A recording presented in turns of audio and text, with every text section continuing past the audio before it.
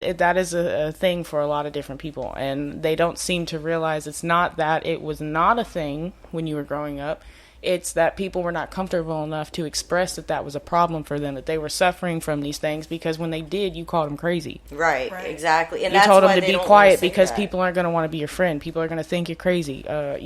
So of course it didn't exist when you were growing up because people were too scared to have that discussion. Had a negative connotation to it at the time.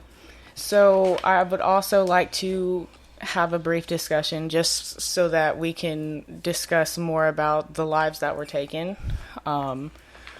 There were 4 people that were killed, and 3 more that were shot and injured. One of the people killed her name is Nicole Connor. She's 52 years old. This was a black woman. She used to have a job in HR until her mother had a stroke, in which she quit her job to take care of her mom. Nothing but positivity from her neighbors. Everybody said she was loving. She was great. She was an amazing caretaker. Susan Carnatz was 49. She was a mother of 3, a 10-year-old, a 13-year-old, and a 14-year-old. They were homeschooled. She was a wife. She was a daughter. She loved running. That's where she ended up getting caught, because the day that it happened, she was actually on Neuse River Trail. She was a very avid runner. She did the Boston Marathon numerous times. She did marathons across the country. She homeschooled her kids. She actually was a school psychologist by training, and she kept her credentials up to date. We have Mary Marshall. This is the one that made me tear up a little bit. Mary Marshall was 35 years old. She was actually engaged to be married in 2 weeks. She was supposed to get married on the 29th. She was also 10 days away from her birthday, which was the 24th. She was a fiance, a sister, an aunt, a daughter. She loved her nieces. She was actually in the Navy for 4 years. She was stationed in Cali, but she went and spent time in Asia, particularly in Japan. She had a degree in pastry arts whenever she got out. We discussed the brother, 16 years old, junior in high school. Not much else was really said about him. Then we have the off-duty cop. His name is Gabriel Torres. He was 29 years old. He was kind of like a golden child. He was actually off-duty, like I mentioned at the time, not in uniform, not in his car. He was on the way to work. He actually, prior to being in the police department, he was only there for a year and a half, so he wasn't even in the service for very long, or in the department for very long. He was actually a Marine.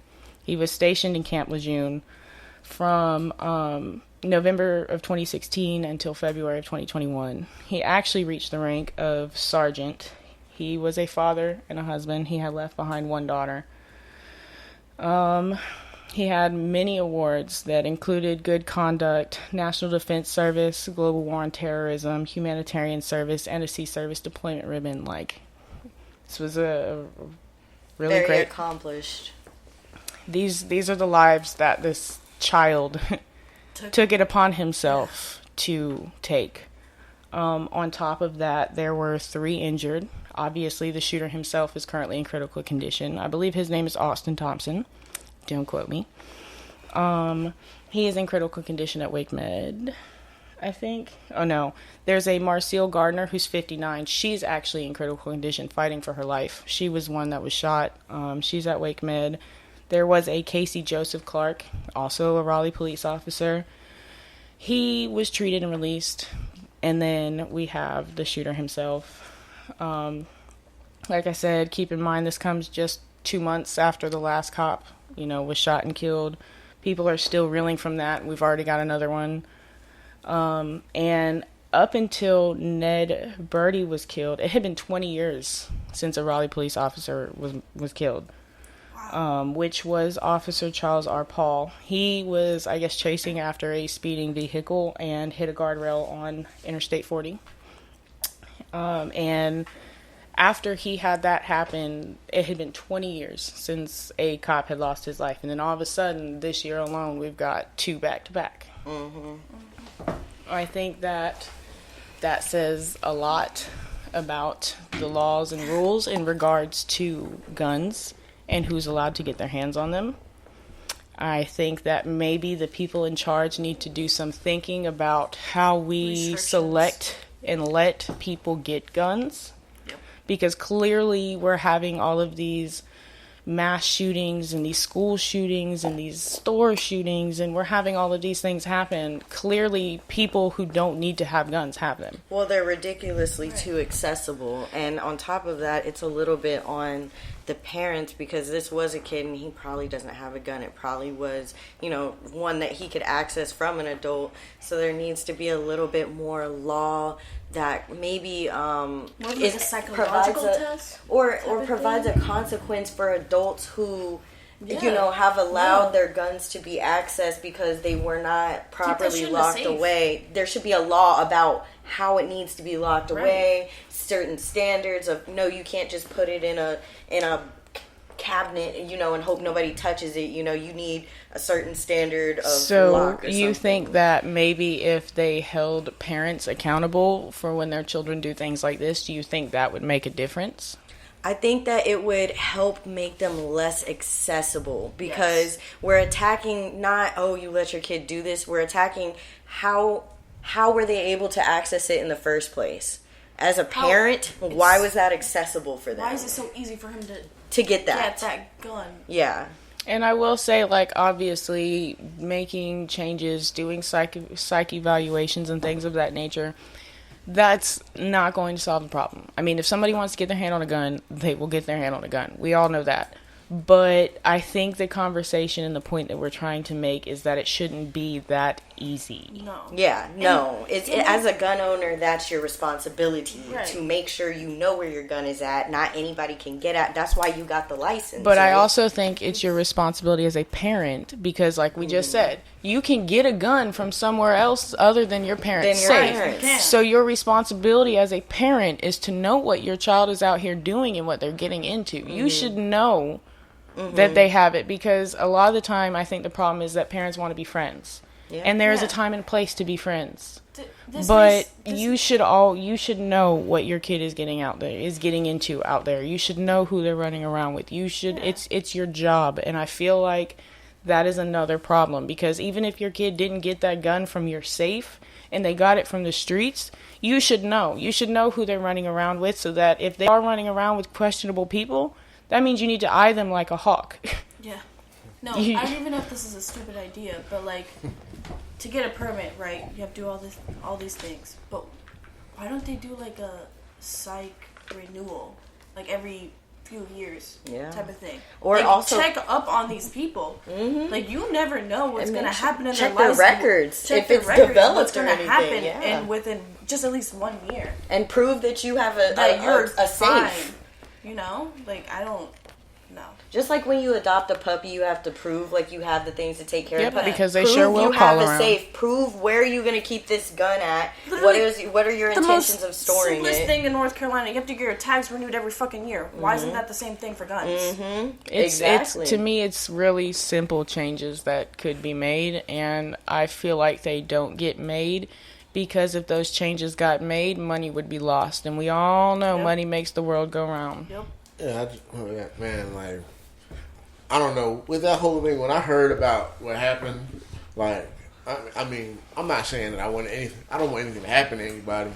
But, you really, what was it, 4 people, 3 injured? So 7 people? So you fired at 7 different people. And even after they find you, you know what I mean? It's just they showed a little bit of leniency. It might have been because maybe he was self-inflicted. He shot himself.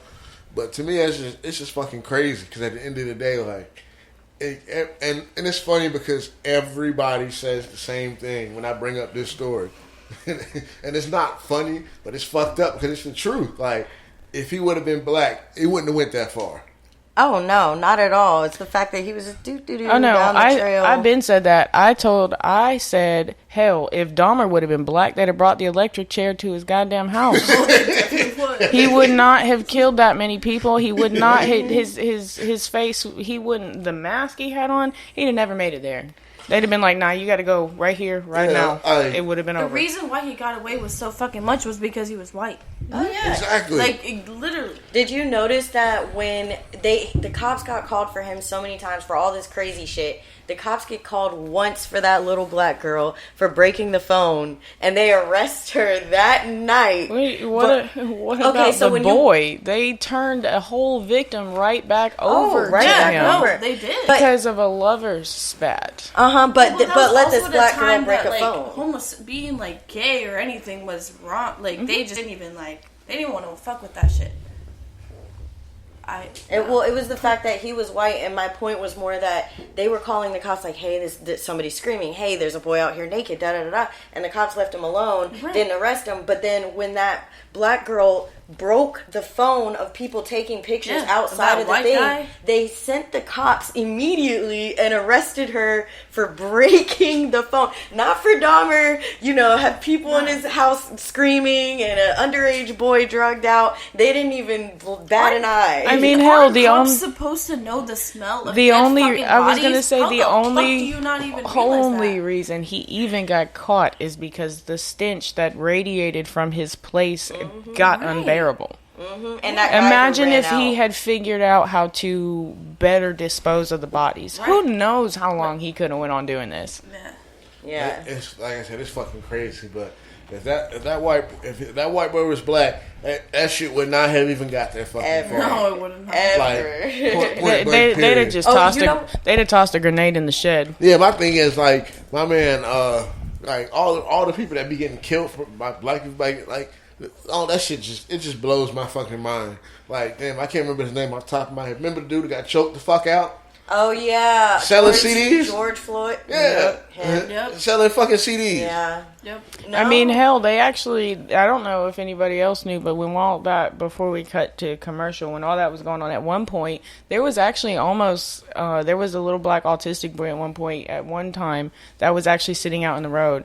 And the cops Elijah guy? were going to shoot him. You know what happened? They ended up shooting the doctor that was outside trying to calm down the little autistic boy who was freaking out because the doctor didn't want him to get shot. So he's outside trying to calm him down, and lo and behold, the doctor got shot. Anybody want to guess what color he was? Black. Yeah. So, like I said, they would have turned. Hey, if he was black, he would have been fucking Swiss cheese already. Like, look, they mentioned a Dallas sniper. Guess what? He was black. You know what they did to him? They blew his ass the fuck up. Oh, yeah. He didn't get to stop and get a hamburger from McDonald's on the After way. taking 9 lives, he sure didn't. No, he didn't. They blew his shit up on the spot. It was over. All right. Well, yeah. Like I said, we don't want to talk about this too much because we don't want to give too much, popularity to it. But it's definitely an issue. So we're gonna cut to a quick little break, and then we'll be right back with y'all with our third topic for tonight. Nigga, what? Glock 6.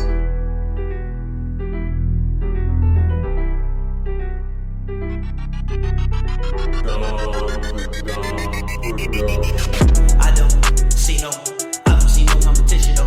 I don't see no competition, no. I don't see no competition, no. I don't see no competition, no. Why these niggas wanna open the case? Mac is a nigga blue smoke in his face. Talking about how you cut down on the fake. I got more money than you in the bank. Nigga, I done had enough. The picture you painting ain't adding up. Nigga just making me mad as fuck. I told you I'ma put you back in line. I listen to you, you a fan of mine. Rapping like me, man, I know you lie. Okay, my niggas very wild. Talking that shit, we will bury y'all. Stacks of the money is very tall. My niggas, they toting and air it out. Something you just gotta worry about. My niggas, they will find your whereabouts. Stomp your ass out, yeah, they wear you out. And fuck up the shit that you care about. Nigga, it's no competition. Sorry, we're full, ain't no spot to sit in. Clock at the top, it ain't stopping, is it? I'm running this shit, you ain't popping, nigga. The least you can do is you jog a little. The least you can do is you jog a little. Overkill, yeah, you know this is overkill. Niggas, they get about to get Holyfield. I am freezer, I ain't even gon' go to get watch me black or you a nigga be holding back couple ratchets. Yeah, my niggas been loading that. If I YOLO, then my niggas gon' YOLO back. Better play that, or my niggas gon' double back finish move. Yeah, I told him to finish him. Nigga, I done had enough. Lloyd's, man, this shit sad as fuck.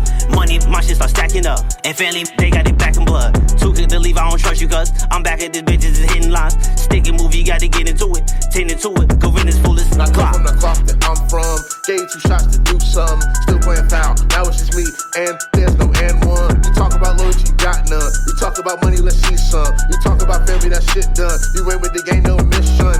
I see no competition, I feel no pressure, little resistance from my position. You gotta be kidding. Who's next? No contest, no. I'ma contest you. Do not want smoke. I am so dope. You could not kill me.